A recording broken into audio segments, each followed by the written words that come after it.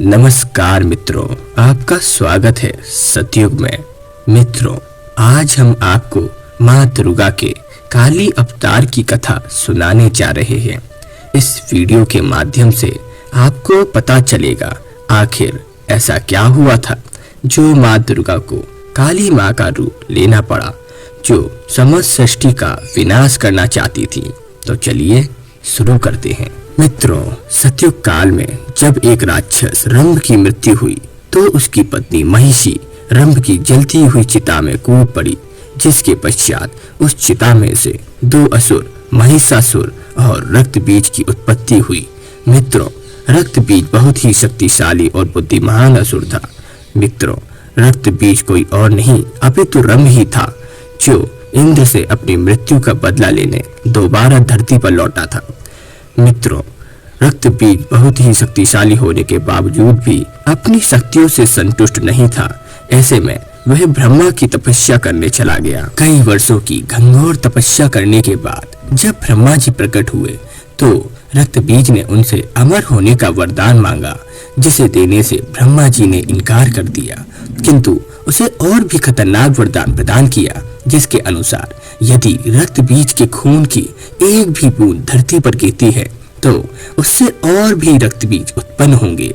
मित्रों, रक्तबीज जब अपना वरदान लेकर अपने भाई महिषासुर के पास पहुंचा तो उसे पता चला कि कई वर्षों पहले एक 10 भुजाओं वाली विशालकाय आकार वाली देवी ने उसका वध कर दिया है।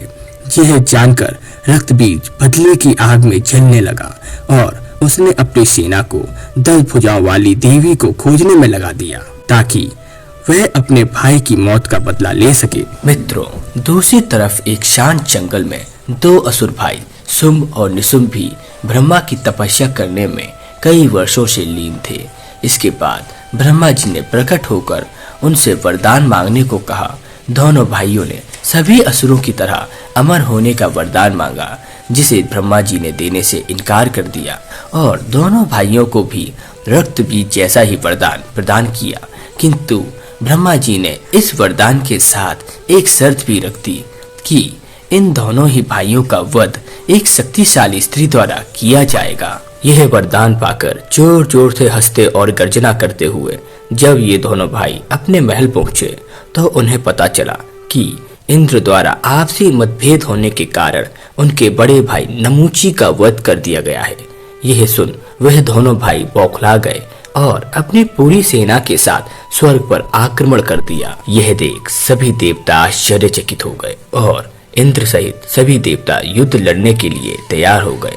इतने में निशुंभ अपना आपा खो बैठा और इंद्र पर हमला बोल दिया।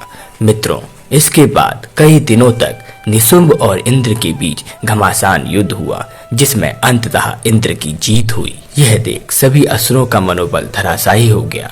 इतने में रक्तबीज भी स्वर्ग आ पहुंचा, जिसे देख सभी देवता भय से कांपने लगे।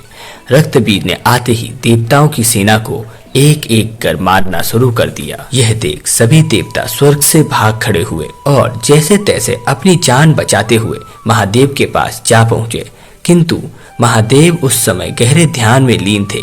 देवताओं की चीख पुकार महादेव की साधना को भंग नहीं कर पाई। इतने में माता पार्वती गुफा से बाहर निकली और उन्होंने देवताओं की पुकार का कारण पूछा। इंद्र ने पूरी घटना का विवरण मां पार्वती को विस्तार से दिया। दूसरी तरफ शुंभ और निशुंभ रक्तबीज की शक्तियों को देख इतने प्रभावित हुए कि उन्होंने उसे अपना सेनापति बनने का प्रस्ताव दिया, जिसे रक्तबीज ने स्वीकार कर लिया तथा दो बेहद शक्तिशाली असुर भाइयों चंड और मुंड को देवताओं की खोज में भेज दिया। जब चंड और मुंड देवताओं को खोजते हुए कैलाश पर्वत पर पहुंचे तो उन्होंने देखा माता पार्वती देवताओं को युद्ध करने की योजना बता रही हैं। चंड और मुंड ने पहले कभी पार्वती माँ जितनी सुंदर महिला नहीं देखी थी। इस कारण वे दोनों ही माँ पार्वती को देख बहुत चक्के रह गए और तुरंत ही अपने महाराज शुंभ और निशुंभ के पास जा पहुंचे और उन्हें पार्वती माता की सुंदरता के बारे में बताया।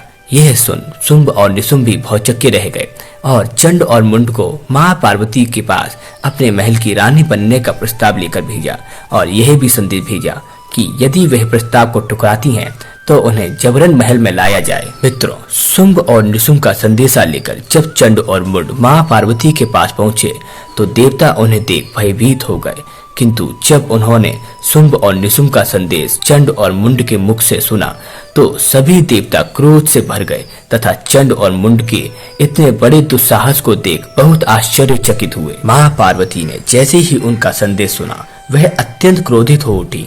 ऐसे में चंड और मुंड मां के सामने अपमानजनक बातें करते रहे और मां का क्रोध बढ़ता ही चला गया। वहीं दूसरी तरफ माता दुर्गा, जिनका अंश माता पार्वती थीं, से भी अपने अंश का अपमान सहन नहीं हुआ और उन्होंने मां पार्वती को तथा भगवान शिव को एक संदेश भेजा तथा माता पार्वती के एक अंश को भगवान शिव के कंठ में प्रवेश कराया, जिस कारण माता पार्वती के उस अंश ने भगवान शिव के कंठ में स्थित विष को ग्रहण कर लिया। इसके बाद वह अंश वापस माता पार्वती के शरीर में प्रवेश कर गया। भगवान शिव के कंठ से विष को ग्रहण करने के कारण माता पार्वती का शरीर नीला पड़ गया और उनका रूप विकराल होता चला गया। इतने बड़े आकार की भयावह आकृति को देख चंड और मुंड भय से कांपने लगे। पल भर में ही मां काली ने चंड और मुंड सहित शुंभ और निशुंभ द्वारा भेजी गई सेना को भस्म कर डाला। ऐसे में कुछ बचे हुए सैनिक अपनी जान बचाकर भागे और शुंभ और निशुंभ के पास जाकर सारी घटना उन्हें बताई, जिसे सुनकर वह स्वयं कैलाश पर्वत पर आक्रमण करने को तैयार हो गए। किंतु उसी क्षण उन्हें ब्रह्मा जी की एक विशालकाय स्त्री द्वारा वध किए जाने की बात याद आई, जिसके कारण वह दोनों वहीं रुक गए और रक्त बीज को याद किया। रक्त बीज वहां प्रकट हुआ और उसने पूछा उसे क्यों याद किया है, तो दोनों भाइयों ने उसे पूरी घटना के बारे में बताया। यह सुनकर रक्त बीज की वर्षों से जारी खोज पूरी हो गई और वह समझ गया कि ये वही 10 भुजाओं वाली देवी है जिसने उसके भाई का वध किया था। और वह यह सुन अपनी सेना को लेकर तुरंत कैलाश चला गया। दूसरी ओर असुर सेना को पराजित होता देख देवता अति प्रसन्न थे तथा मां काली धीरे धीरे अपने पहले रूप में आ रही थी। ऐसे में जब रक्त बीज कैलाश पहुंचा तो उसे देख मां पार्वती पुनः काली के रूप में प्रवेश करने लगी और उनका क्रोध और आकार बढ़ता ही चला गया। दूसरी तरफ रक्त बीज ने भी अपने अंदर बदले की आग को जलाया और मां पार्वती पर प्रहार किया, किंतु उसके प्रहार से मां काली पर कोई असर नहीं हुआ।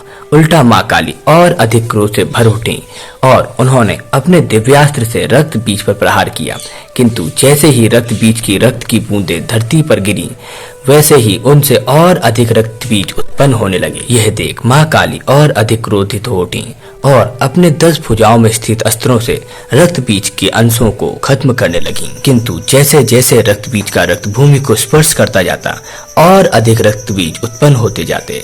इस प्रकार रक्त बीजों की संख्या इतनी हो गई कि उन्होंने मां काली को चारों ओर से घेर लिया।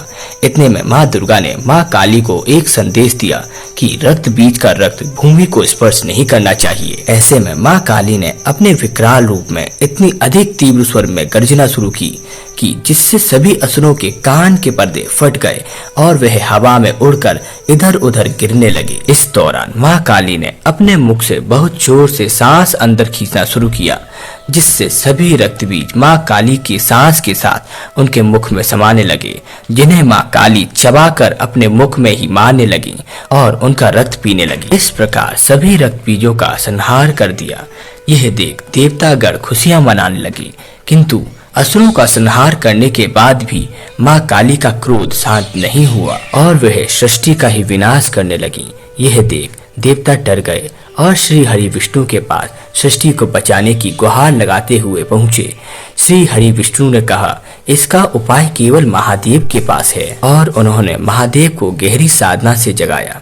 जब महादेव ने आंखें खोली तो वह सब समझ गए और अपना आकार विशाल कर मां काली के मार्ग में जाकर लेट गए। जब मां काली का पैर भगवान शिव की छाती पर पड़ा तो उन्हें अपने वास्तविक रूप का भाव हुआ और वह पुनः मां पार्वती के रूप में लौट आई और इस प्रकार कैलाश तथा स्वर्ग लोक में खुशी की लहर दौड़ पड़ी। तो मित्रों, यह थी मां दुर्गा के रौद्र रूप काली मां की कथा। मित्रों, इस प्रकार की अन्य कथाओं और कहानियों को सुनने के लिए इस वीडियो को लाइक करें और हमारे चैनल को सब्सक्राइब करना ना भूलें। जय मां काली।